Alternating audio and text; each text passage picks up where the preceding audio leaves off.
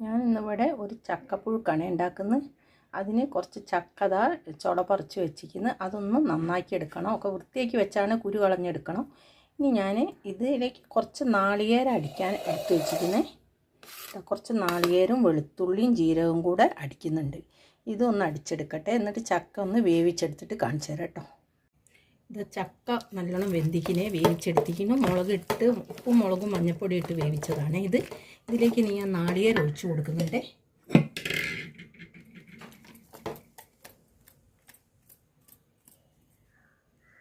നല്ല ടേസ്റ്റ് ഉണ്ടാവും കേട്ടോ. വറുത്ത ഉണക്കലും കൂട്ടിയിട്ട് ഇത് കഴിക്കാൻ ഞാൻ കുറച്ച് ഉണക്കലെടുത്ത് വെള്ളത്തിലിട്ടിരിക്കുന്നു. അതും കൂടെ വറുത്തിട്ട് ചിലർക്ക് ഭയങ്കര ഇഷ്ടമാണ് കേട്ടോ ഉണക്കൽ കൂട്ടി കഴിക്കാൻ. എനിക്ക് ഭയങ്കര ഇഷ്ടമാണ്. ഞാനതുകൊണ്ട് അത് ഉണക്കലെടുത്തിട്ട് വെള്ളത്തിലിട്ടിരിക്കുന്നു. ചക്ക ഞാനിനി ഒന്ന് തിളപ്പിക്കാൻ വയ്ക്കട്ടെ. നാളികേരം കൂട്ടിക്കഴിഞ്ഞാൽ ഒന്ന്